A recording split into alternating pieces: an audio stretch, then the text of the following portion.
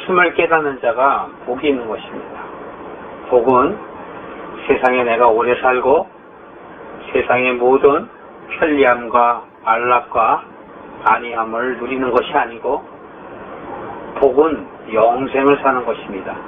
그 영생은 바로 하나님을 알고 하나님이 보내신 자 그리스도를 아는 것이 바로 영생이라고 요한복음 17장 3절에 말씀하고 있습니다. 저희가 마태복음을 지금 보고 있는데요.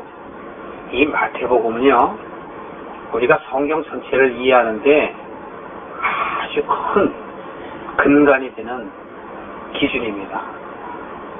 그리고 이 말씀은요, 우리에게 비유로 말하기 전에 우리가 알 수가 없는 것이에요. 그래서 예수님께서 이 신약 때에 우리에게 오셔서 구약을 다 풀어주시는 거예요. 비유로 말씀하시면서 우리가 알 수 없는 그 하늘의 비밀들을 우리에게 알려주시는 것입니다. 여러분들이 아무리 교회를 다녀도 그 비밀을 깨닫지 못하면 수박 안을 먹는 것이 아니고 수박 겉을 핥는 것, 그것입니다. 그렇기 때문에 우리는 말씀을 깨달아 아는 것이 중요한 것이에요. 성경을 그냥 안다는 것은 우리가 지식으로 아는 데 그쳐서는 안 되는 것입니다. 말씀을 깨달아서 그 말씀이 내 안에 새겨져야 되는 것이에요. 돌 위에 새겨져 있는 것들이 신비의 내 가슴에, 내 마음에 새겨져야 되는 것입니다. 모세가 준 그 십계명이 여러분, 그것이 우리가 지킬 수 없는 것은 이미 2000년이 흘러오면서 누구나가 다 아는 사실입니다. 말씀 안에서 말씀을 우리가 깨닫도록 여러분들이 하나님께 구하는 것이, 그것이 바로 지혜를 구하는 것이고 여러분이 기도를 하는 것입니다.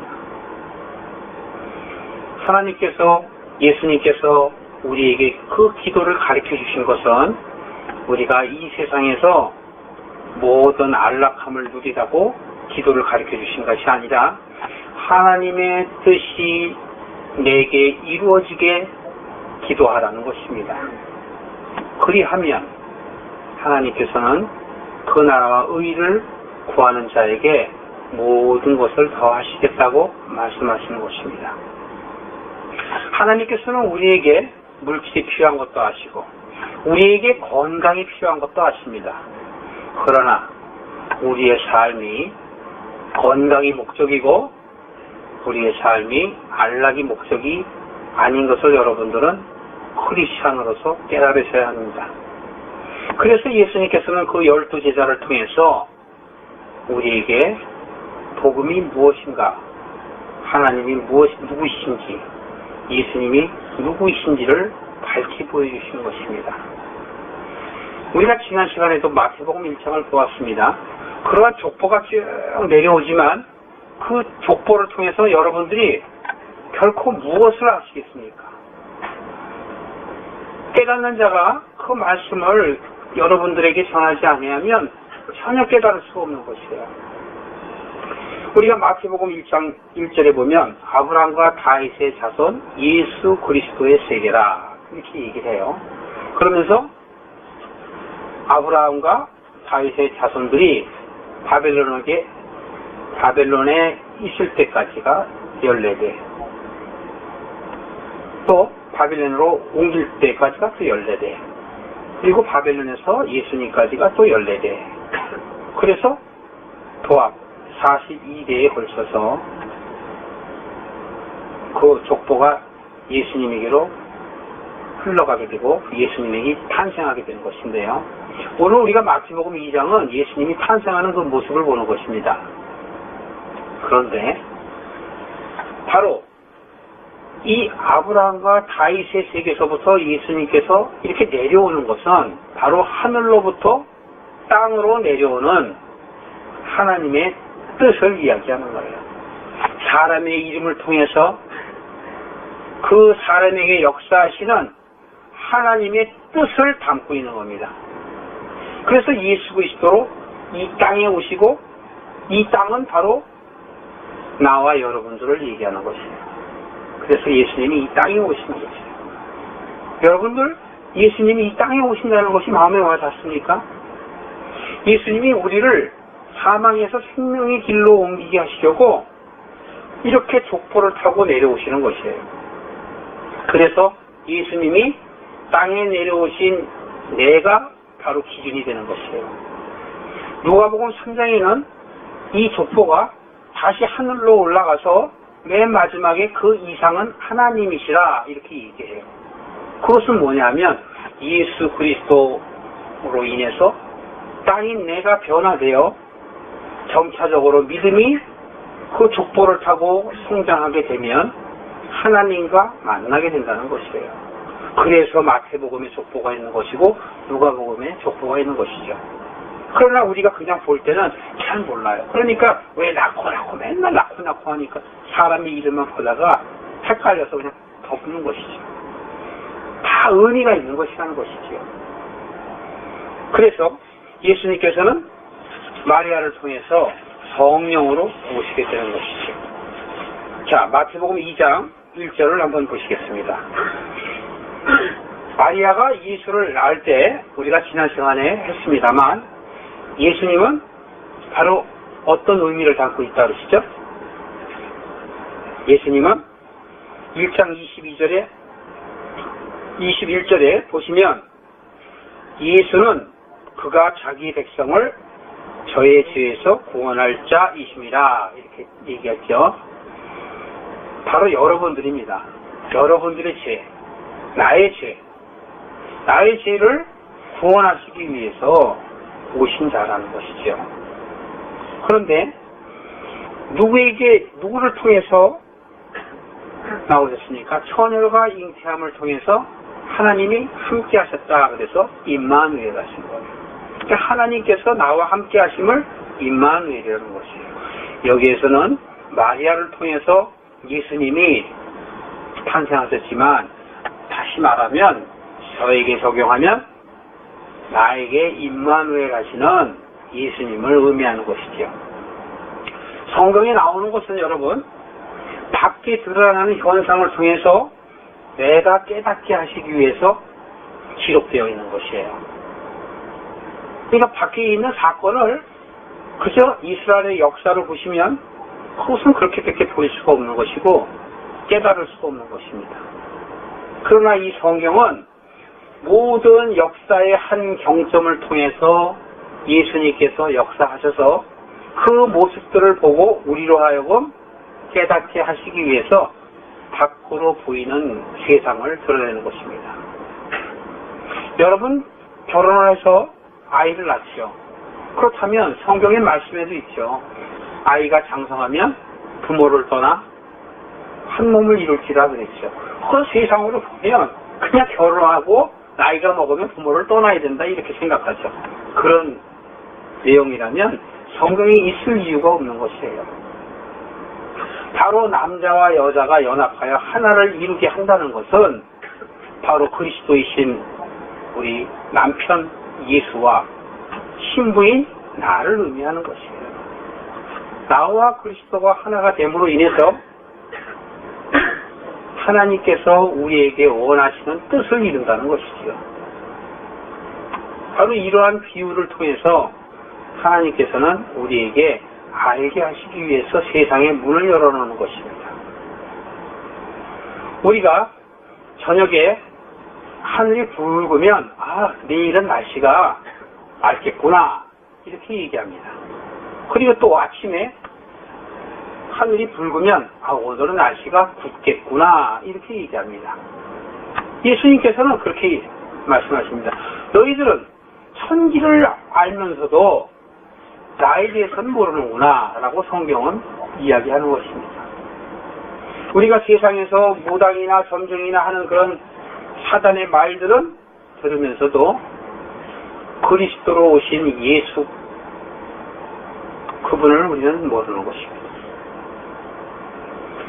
지금 마태복음 2장에 지금 제가 들어가기 전에 왜 자꾸 이렇게 얘기를 할까요?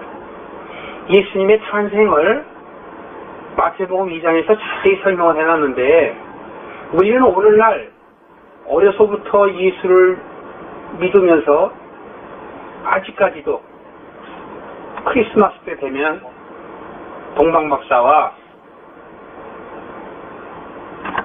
선물을 들고 예수님께 엎드리는 그러한 기념식으로 알고 있습니다. 그런 기념식이 아닙니다. 그래서 제가 자꾸 말씀드리는 겁니다. 우리는 교회에서 잘못 가르치고 있기 때문에 바깥으로 드러나는 현상에 대해서만 이야기하고 있기 때문에 그렇습니다. 예수님께서 이 세상에 탄생을 하셨습니다. 그런데 오늘 2장 1절을 보시면 헤롯 왕 때에 태어나셨다고 얘기해요. 헤롯 왕 때에 예수께서 유대 베들레헴에서 나심에 동방으로부터 박사들이 예루살렘으로 이르러 말하되 유대인이 왕으로 나신 이가 어디 계시뇨? 우리가 동방에서 그의 별을 보고 그에게 경배하러 왔노라 하니 헤롯 왕과 온 예루살렘이 듣고 소동한지라. 자, 제가 3절까지 말씀드렸는데요. 이렇기 때문에 우리들은 매년의 동방박사만 얘기하고 있습니다. 그렇다면 성경에서 왜 동방박사가 있어야 되며 별이 무엇이며 헤롯이 무엇을 의미하는가를 우리는 관심 있게 보지 않아요. 성경은 하나도 우리에게 필요하지 아니한 것을 기록하지 않습니다. 요한계시록 22장 맨 끝절 한번 보실까요? 그래서 성경을 마태복음 2장 띄워놓으시고요. 요한계시록 22장 18절을 한번 보세요.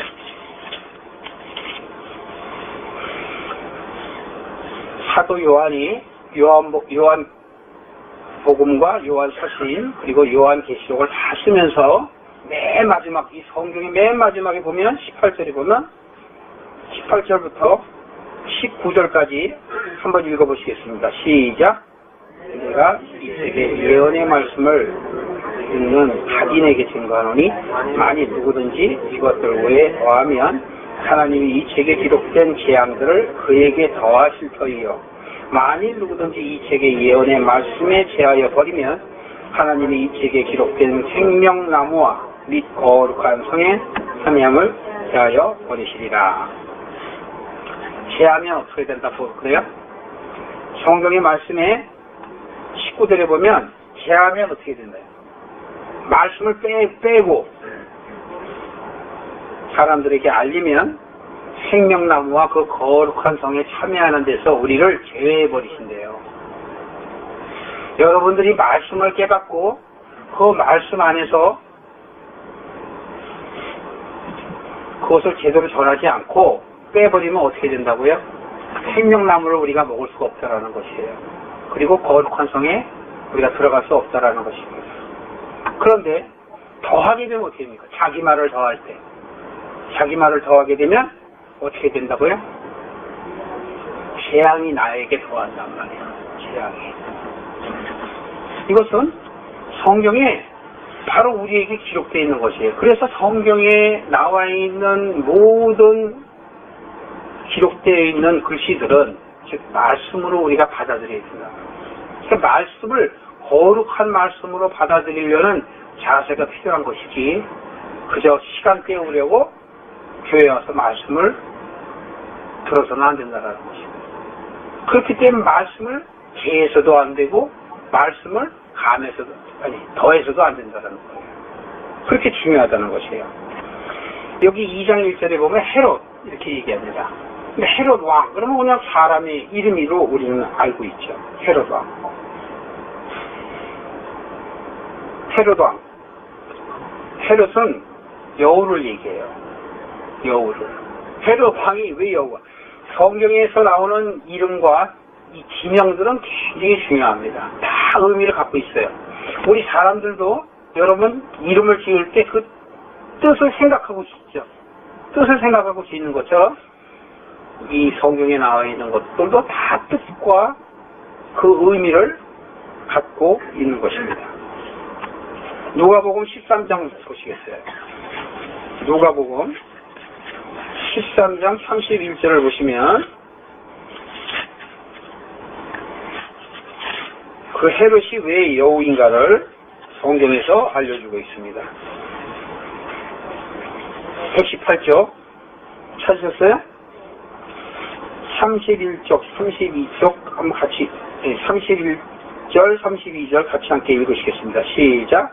곧 그때에 어떤 바리새인들이 나와서 이르되 나가서 여기를 떠나소서 헤롯이 당신을 죽이고자 하나이다. 가라사대 가서 저 여우에게 이르되 오늘과 내일 내가 귀신을 쫓아내며 병을 낫게 하다가 제3일에는 완전하여 지리라 하라. 여기서 저 여우에게 이르되 이러잖아요. 그러니까 헤롯을 예수님께서 뭐라고 표현해요? 여우라고 표현하시는 거예요. 헤롯을 여우라고 표현하세요. 여우. 이 여우는 포도원 그 얘기에서도 또 나오는데 이 여우는 사단을 얘기하는 것입니다. 그래서 이 여우는 새끼일 때 잡으라고 성경은 이야기하고 있어요. 에스겔서 13장 한번 보실까요? 에스겔서 13장 2절 한번 보시겠어요. 에스겔서 13장 제가 가진 성경으로 구약 1166쪽 1166 1166쪽 보면 그 말씀이 나오는데요.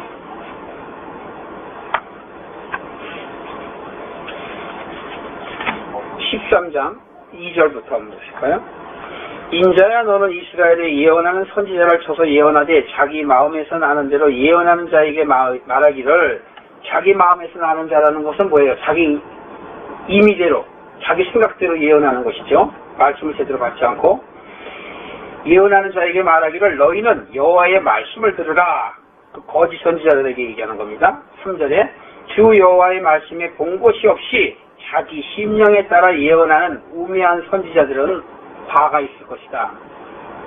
4절에 이스라엘 너희 선지자들은 황무지에 있는 여우 같으니라. 자, 거짓된 자가 바로 어떻다고요? 여우라고 해요. 거짓된 자가 바로 여우라는 것입니다.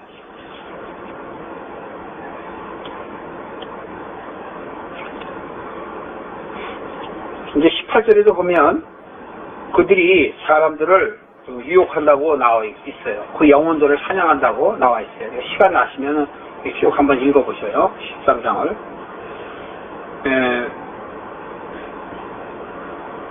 헤롯 왕 때 예수께서 유다 베들레헴에서 나셨어요. 그런데 동방으로부터 박사들이 온다 해요.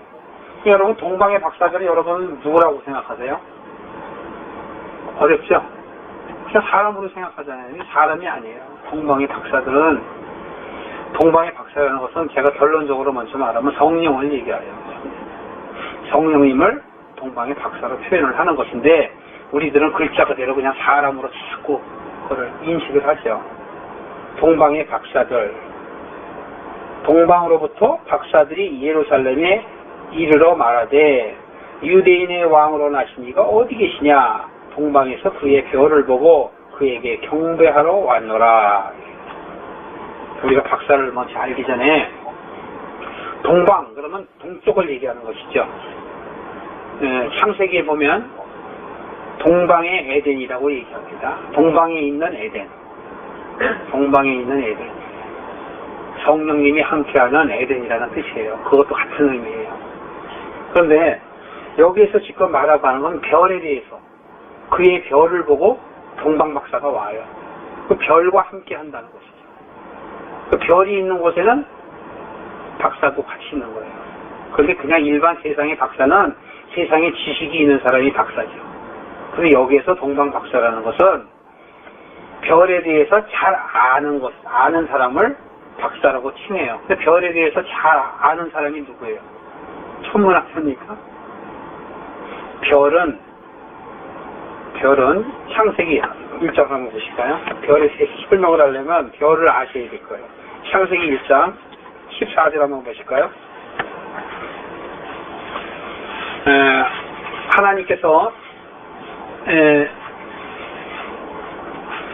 천지를 창조하실 때 첫째 날, 둘째 날, 셋째 날 그래갖고 빛을 창조하시고 하늘을 창조하시고 땅을 창조하시죠. 그 다음에 넷째 날 보시면 14절 함께 읽어보시겠습니다. 시작. 하나님이 가라사대 하늘의 궁창에 광명이 있어 주야를 나뉘게 하라. 또 그 광명으로 하여 징조와 사시와 일자와 또 연한이 이루라. 13절도 볼까요? 또 그 광명이 15절이죠. 또 그 광명이 하늘의 궁창에 있어 땅에 빛이라 하시고 그대로 되니라. 16절 하나님이 두 큰 광명을 만드사 큰 광명으로 낮을 주관하게 하시고 작은 광명으로 밤을 주관하게 하시며 또 별들을 만드시고 하나님이 그것들을 하늘의 궁창에 두어 땅에 비치게 하시며 주야를 주관하게 하시며 빛과 어둠을 나누게 하시니라. 이렇게 얘기합니다. 그럼 별이 뭐예요? 광명이란 말이에요. 광명. 별이 광명이에요. 큰 광명, 작은 광명. 그 여러분들이 큰 광명은 뭡니까? 밖으로 나는 세상에서 볼 때 큰 광명은 낮을 주관한다니까 해라고 생각하시고 밤을 주관한다니까 달이라고 생각하시잖아요. 그렇죠? 그런 의미, 과학을 우리에게 성경이 알게 하려고 하신 것이 아니에요. 큰 광명은 그리스도를 얘기하는 것이고 작은 광명은 예수를 나타내시는 거예요. 예수. 이 비유로 말씀을 제가 이렇게 드려도 여러분들이 알아들을 수는 없어요. 왜? 예수가 이 세상에 오셔서 돌아가시고 죽으셔야 돼요. 아니, 죽으시고 다시 부활하셔야 돼요. 부활하시기 전에는 예수예요. 예수가. 부활하시고 나면 그리스도예요. 그리스도가 되셔야지만이 다른 보혜사로서 우리에게 오셔서 영원히 우리와 함께 있으시는 거예요. 육체로는 한정적이에요. 그렇기 때문에 그것을 작은 광명이라는 것이에요. 작은 광명. 우리로 하여금 빛을 알게 하시는 광명. 그렇기 때문에 그것은 작다라는 것이죠. 그런데 크다라는 것은 무엇이에요? 우리가 진정한 것을 알면 여러분 큰 뜻을 품죠. 모를 때는 우리가 작은 것을 부분적으로밖에 알 수 없어요. 그러나 그 부분적으로 알던 것이 점점 많아지면 박사가 되는 거예요. 그렇게 되면 어떻게 돼요? 큰 사람이 되는 것입니다. 교회에서 장로, 그럼 뭐예요? 말씀을 많이 깨우친 사람이 장로지 나이가 많이 먹고 교회를 많이 다녔다고 장로가 되는 것이 아니에요. 여러분들 중에 말씀을 많이 깨우치면 그 깨우친 자가 아무리 어리다 할지라도 그 사람이 바로 장로인 것이에요. 이렇기 때문에 성경에서는 다 비유로 우리에게 하나님의 뜻을 알게 하시기 위한 것입니다. 지금 우리가 별을 보는 것이죠. 별. 그 별이라는 건 우리가 하늘에 떠 있는 그 별을 여러분들 생각하시는데 그 하늘에 있는 그 별이 바로 예수 그리스도를 상징하는 것이에요. 그냥 우리 눈에 보이는 그냥 이런 지구를 갖다가 별로 보시지 마시고 그렇게 아시면 됩니다. 다시 마태복음 2장으로 오시면 동방에서 그의 별을 보고 경배하러 동방 박사들이 왔다 그렇게 얘기하지 않습니까?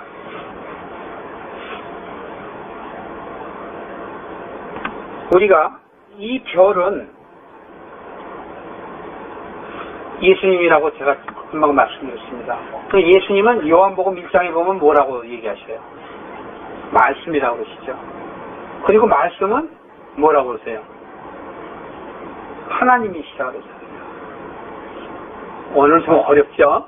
그런데 여러분들이 제가 오늘 말씀드리는 것을 정말 이해하고 있으시다면 여러분들은 말씀을 저와 함께 건 6개월 이상 8개월 됐죠. 8개월 정도 됐죠. 그 예배를 하나님께 드리면서 우리가 하나님을 많이 알아가고 있다고 볼 수 있는 것이에요. 근데 오늘 제가 말씀드리는 게 생소하면 아직은 아니라는 것이죠. 요한복음 1장에서부터 우리가 5장까지는 외울 정도로 했어요. 말씀이 태초에 말씀이 계시니라 그 말씀이 하나님과 계셨으니 곧 누구라? 곧 말씀이 하나님이시라. 예수님이 말씀이시고 말씀이 하나님이란 말이에요. 누가복음 8장 11절 한번 볼까요? 누가복음 8장 11절. 오늘 말씀을 안 들으신 분들은 무슨 뜻인지를 앞으로도 잘 모르실 거예요. 누가복음 8장 11절. 누가복음 8장은 씨 뿌리는 그 비유를 예수님이 들어서 말씀을 하시는데요. 이 길가밭, 바위, 그 다음에 가시떨기 좋은 땅 이렇게 있습니다.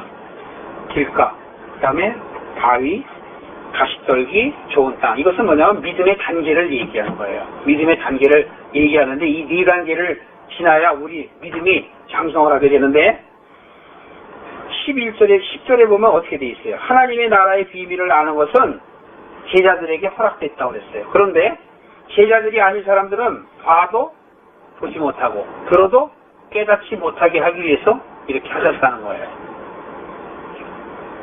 참 예수님은 왜 이렇게 짓궂으실까요? 다 알게 하시지 왜 그럴까요? 그렇지 않아요.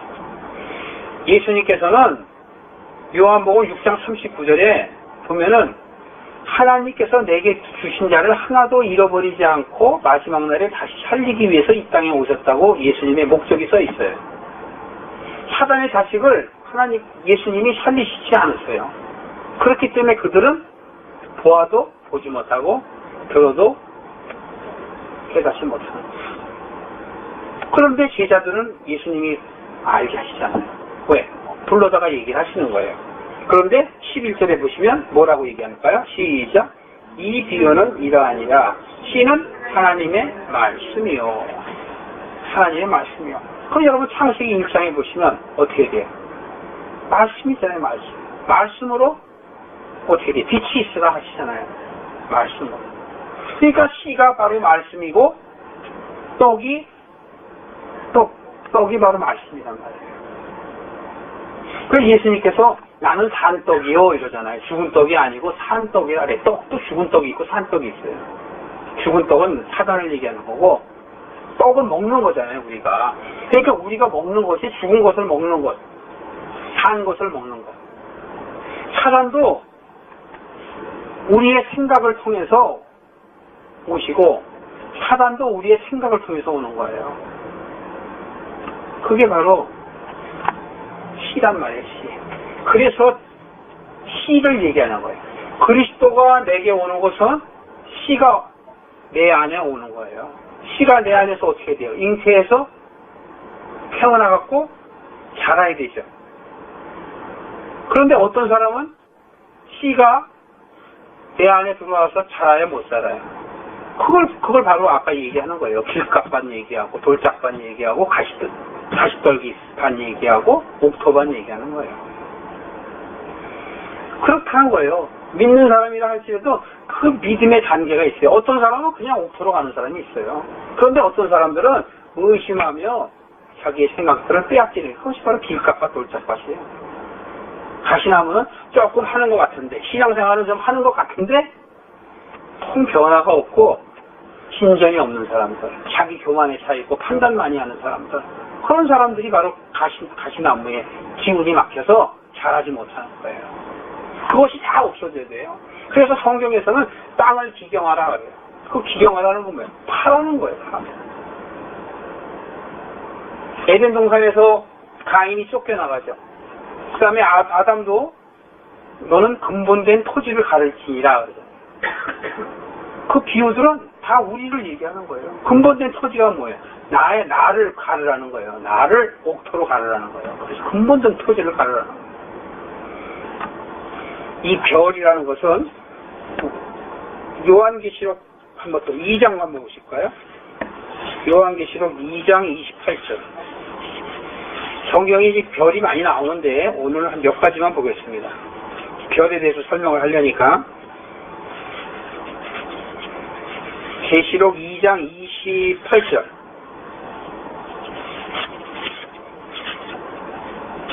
찾으셨어요?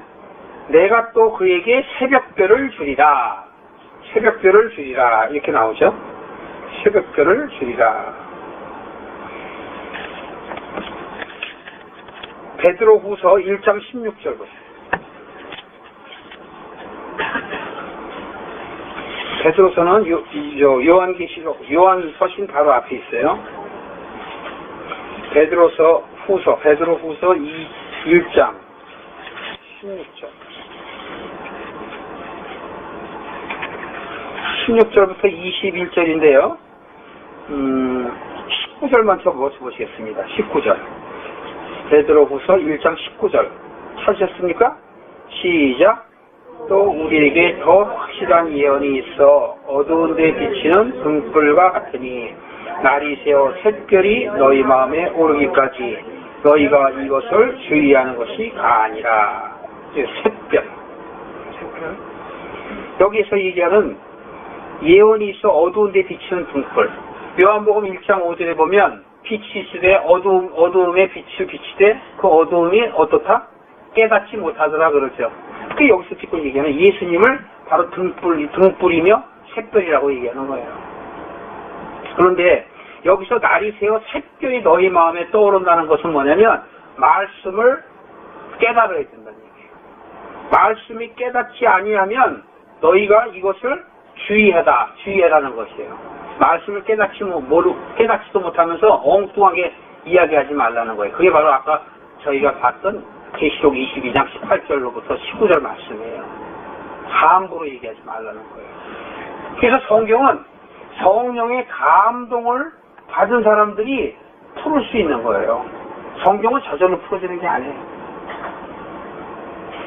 저도 오랜 세월 동안 신앙생활을 했지만 말씀을 못 깨달아요. 지식은 많이 있죠. 성경을 수도 없이 봤으니까 지식이야 많죠. 그런데 참 깨달음이 없으면 알 수가 없는 거예요. 그렇기 때문에 여기에서 뭐냐면 21절에도 보면 성령의 감동하심을 입은 사람들이 하나님께 받아 말한 것이다. 이렇게 기록되는 거예요. 그렇다면 16절부터 다시 한번 보겠습니다. 지금 이 베드로 후서는 누가 쓴 거예요? 베드로가 썼죠. 베드로가 이렇게 얘기해요. 16절에 우리 주 예수 그리스도의 능력과 강림하심을 너희에게 알게 한 것은 공교에 만든 이야기를 쫓아 거짓말하는 것이 아니다. 이렇게 얘기해요. 우리는 그의 크신 위엄을 어떻게 보았다? 직접 봤다. 이거예요. 나는 직접 봤어. 이렇게 얘기하면서 전하는 거예요. 자, 직접 보지 못한 사람이 전하면 가짜죠. 자기 말을 보태잖아요. 빼기도 하고. 그런데 이것은 뭐예요? 자기가 직접 봤다라는 것이에요. 17절. 지극히 큰 영광 중에서 이러한 소리가 그에게 나기를 이는 내 사랑하는 아들이요 내 기뻐하는 자라 하실 때 저가 하나님 아버지께서 존귀와 영광을 받으셨느니라. 이 소리는 우리가 저와 함께 거룩한 산에 있을 때 하늘로서 나옴을 들은 것이라. 이거 언제 얘기를 하는 건지 아세요? 예수님께서 베드로와 야고보와 요한을 데리고 높은 산에 올라가셔요. 그래갖고 거기서 변화하셔요. 변화하실 때 이들은 예수님과 모세와 엘리야를 환상으로 봅니다.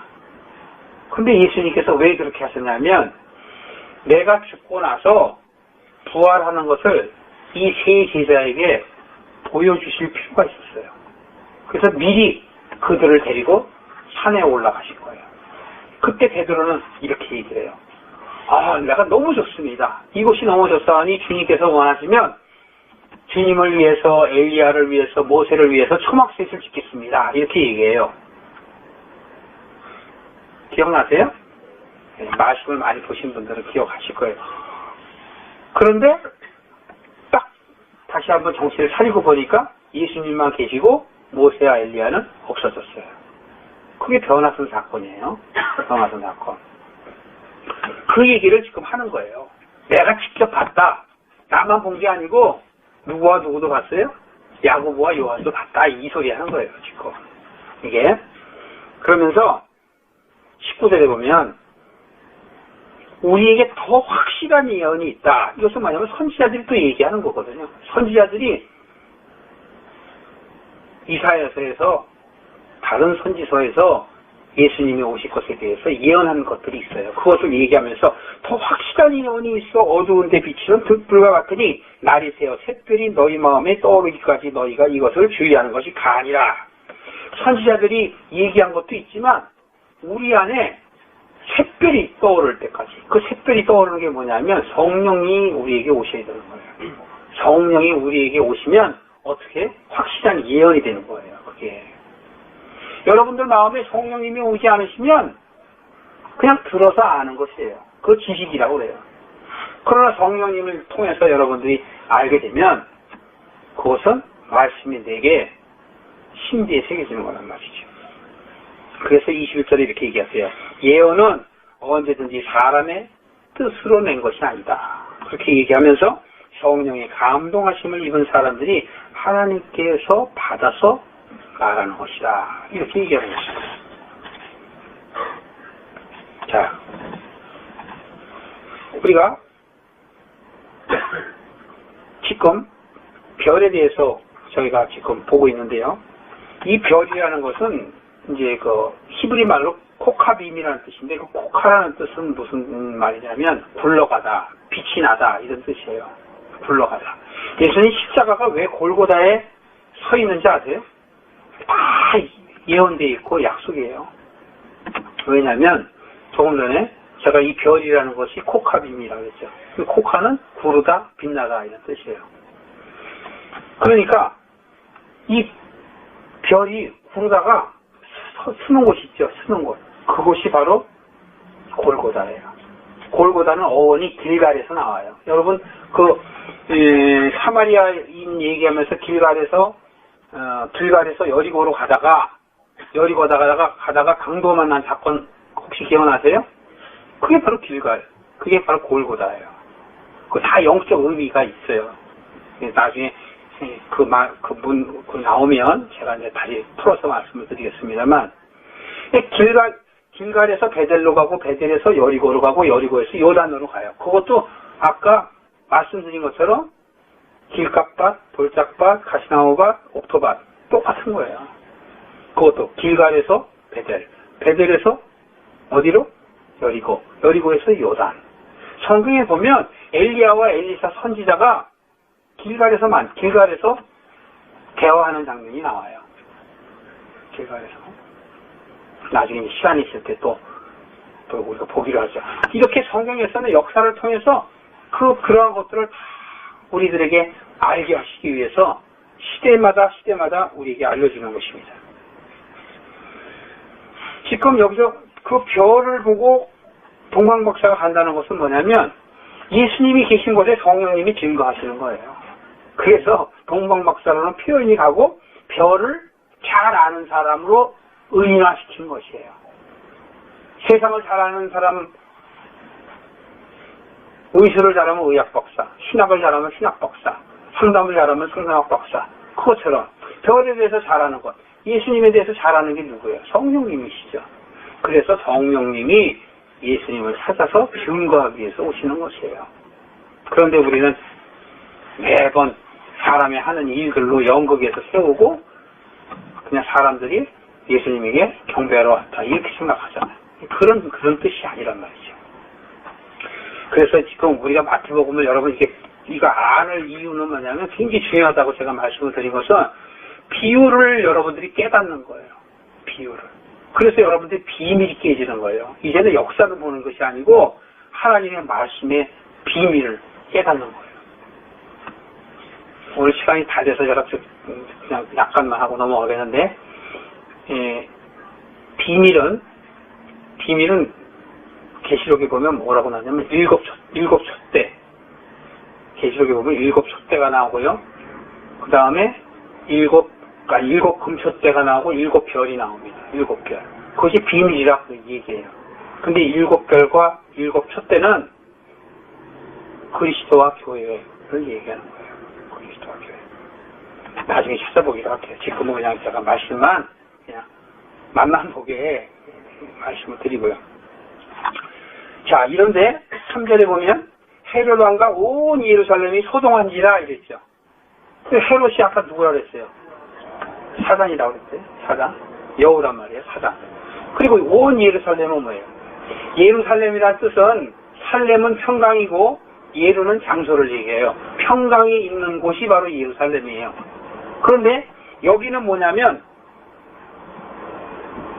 온 예루살렘이라 하는 여기서는 이루어진 예루살렘이 아니고 옛 예루살렘이에요. 즉 유대인의 예루살렘. 평강이 없는 곳, 평강이 있어야 하는 곳인데 평강이 없고 염려와 근심이 있는 곳이 바로 예루살렘이에요. 그런데 왜 소동해요? 예수님이 오시니까, 진리가 오니까 거짓이 다 쫓겨나가야 되잖아요. 사단이 자기 죽을 때가 된 거를 안단 말이에요. 그래서 소동하는 거예요. 시끄러운 거예요. 예수 믿는 사람도 시끄러워 이렇게 얘기하는 사람들도 있죠. 근데 그 말도 우리는 좀 조심히 들을 필요가 있어요.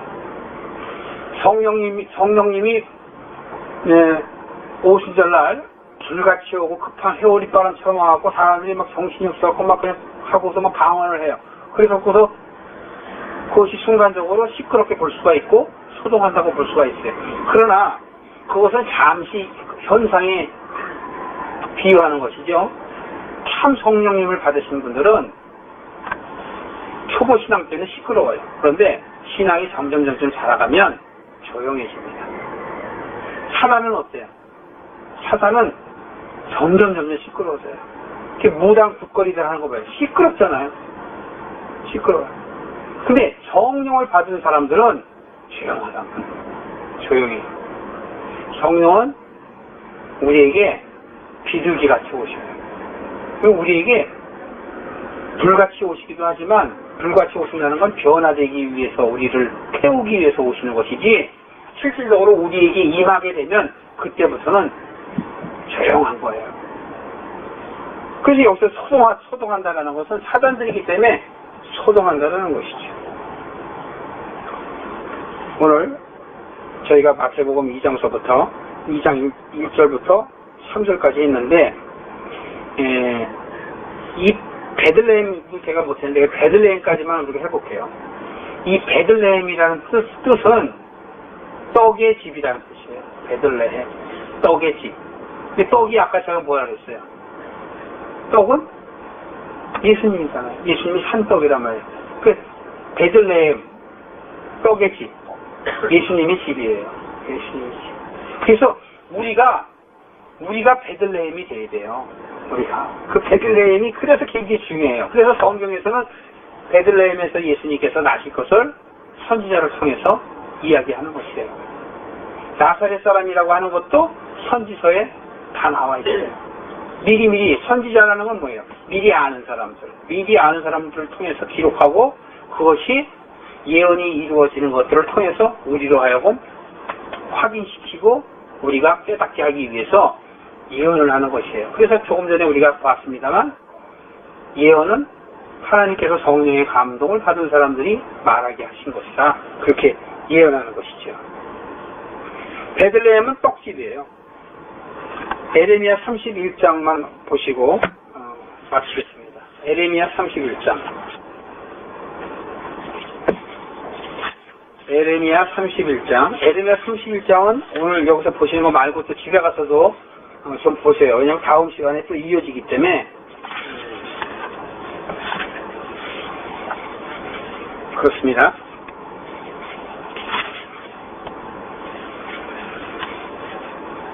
에레미야 31장에 보면 31장 27절 한번 보세요. 31장 27절 찾으셨어요? 1102쪽 목사 있었어요? 1102쪽 27절 한번 보세요. 여호와께서 가라사대 보라 내가 사람의 씨와 짐승의 씨를 이스라엘의 집과 유대의 집에 뿌릴 날이 이르리니 이렇게요. 사람의 씨는 어디다 뿌려요? 이스라엘 집. 짐승의 씨는 어디다 뿌려요? 유다 집. 이스라엘 집은 이방인이고 유다는 유대인이에요. 그래서 우리 성경에서 얘기하는 유대인과 이방인이 있죠. 유대인과 이방인. 그 유대인과 이방인은 우리의 밖과 안을 얘기하는 거예요. 우리의 밖과 안. 밖으로 우리가 움직여지는 밖으로의 우리가 표현되는 것. 그리고 안으로 우리가 바뀌어지는 것, 안으로 표현되는 것. 그것이 바로 유대인과 이방인이에요. 그래서 성경에서 나오는 유대인, 이방인 그러면 여러분들이 그 비율을 이제는 앞으로는 이제 아셔야 돼요. 그러면 여러분들이 믿음이 한층 더 성경을 보는 눈이 밝아지게 됩니다. 그래서 여기서는 이렇게 해요. 사람의 씨는 이스라엘 지배, 짐승의 씨는 유다의 지배. 여기서 사람의 씨는 바로 뭐냐면 그리스도를 얘기하는 거고, 짐승의 씨는 바로 옛사람을 얘기하는 거예요. 옛사람과 새사람, 옛언약과 새언약을 바로 얘기하는 거예요. 그러니까 우리가 구습을 버려야 되는 것이죠. 그리고 이 씨는 바로 아까 뭐라 그랬어요? 떡이라 그랬죠, 떡. 말씀이란 말이죠, 말씀. 그렇기 때문에 이것을 우리가 바꿔서 생각을 해보면 돼요. 사람의 말씀을 이스라엘 집, 이방인에게 주겠다는 얘기예요. 사람의 이방인에게, 그래서 믿음은 이방인으로부터 시작이 되는 거예요. 믿음은 이방인으로부터 시작된다. 다음 시간에 제가 한번 찾아보도록 할게요. 믿음은 이방에서부터 시작되어 유대인으로 간다고 하는 것이에요. 오늘날 이렇게 말씀을 깨달은 사람들은 그래서 다시 이스라엘이 회복된다 이렇게 얘기하는 거예요.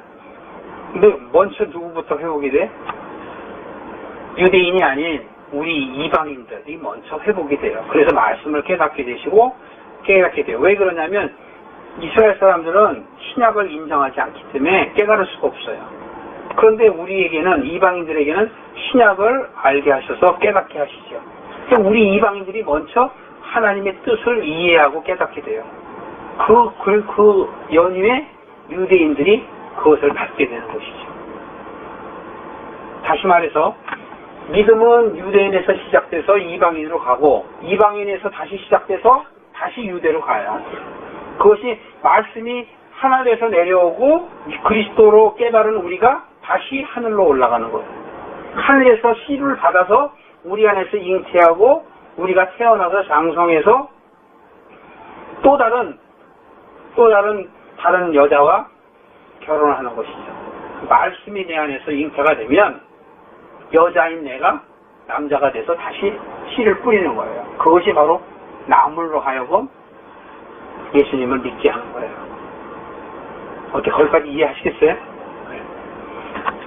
신부인 내가 신랑인 예수님을 만나면 말씀이 장성하게 돼서 내 안에 말씀이 가득 차게 되면 내가 다시 남자가 돼서, 비유예요, 비유. 남자처럼 씨를 뿌릴 수 있는 그러한 장성한 믿음의 소유자라 이거죠. 그래서 성경은 남자와 여자를 통해서, 아담을 통해서 남자와 여자를 구분을 해놓고 그걸 통해서 우리로 하여금 깨닫게 하시는 거예요. 그래서 예수님을 남편이다, 우리를 신부다 이렇게 얘기하고 쉽게 이야기하시려니까 아담에게도 하와를 주시고, 그런 것들은 말씀 안에서 우리가 하나가 될 수 있도록 주님께서 역사하신다는 것이죠. 결론적으로 제가 여태까지 한 번도 하지 않은 얘기를 오늘 많이 얘기를 했는데요. 결국은 우리는 유대인에서 이방인으로 오고 이방인에서 다시 유대인으로 오는 것은 완전해지는 것을 얘기하는 것이에요. 하늘에서 땅에 이루어지고 땅에서 이루어진 것은 다시 하나님께 올려드리는 것이에요. 근데 땅에서 하나님께 올려드리려고 그러니까 어떻게 돼요? 성령을 받아야 되잖아요. 성령을 받지 못하니까 성령을 받게 하기 위해서 어떻게 돼요? 하나님 기도하는 거예요. 오늘날 우리에게 일용할 양식을 주시고 날마다 우리에게 양식을 주시고, 이것은 뭐냐면 성령을 달라고 기도하라는 거예요. 예수님께서는 우리에게 주기도문을 가르쳐 주신 것은 성령을 구하라고 기도하는 걸 가르쳐 줬는데, 우리는 무엇을 기도해요? 엉뚱한 것을 위해서 기도하죠. 그래서 하나님께서, 예수님께서 기게 하시는 거예요. 그 나라와 의를 구하라. 그리하면 모든 것을 더하시리라. 하나님께서 다 알고 계시는 것이죠. 그래서 내가 먹고 마시고 그냥 병이 낫고 하는 것을 기도하는 것은 바로 옛사람이고 옛 구습이고 초보신앙이고 믿음이 연약한 자예요. 그렇기 때문에 자꾸 하나님께서 내게 있어야 할 것들을 알게 되면 내가 예수의 이름으로 쫓으면 되는 거예요. 다 나가게 돼 있어요. 그게 비밀이에요. 창세기 1장의 비밀이에요. 오늘 시간이 없어서 제가 못하지만 우리가 예수의 이름으로 우리가 예수를 알게 되면 우리는 귀신을 쫓아낼 마귀를 이길 수 있는 자리에 쓴단 말이에요. 근데 우리가 못 믿기 때문에 자꾸 튀는 거예요. 오늘 여러분들은 마태복음에서 2장에서 이제 예수님의 탄생에 대해서 우리가 보는데 이 예수님의 탄생은 우리에게 의미가 굉장히 깊다라는 것이에요. 이것을 세상에 우리 어떤 드라마를 통해서 그렇게 나타내는 그런 것이 아니라 예수님께서 내 안에 들어오시고자 한다는 것이죠. 내 안에 예수님께서 임하시겠다.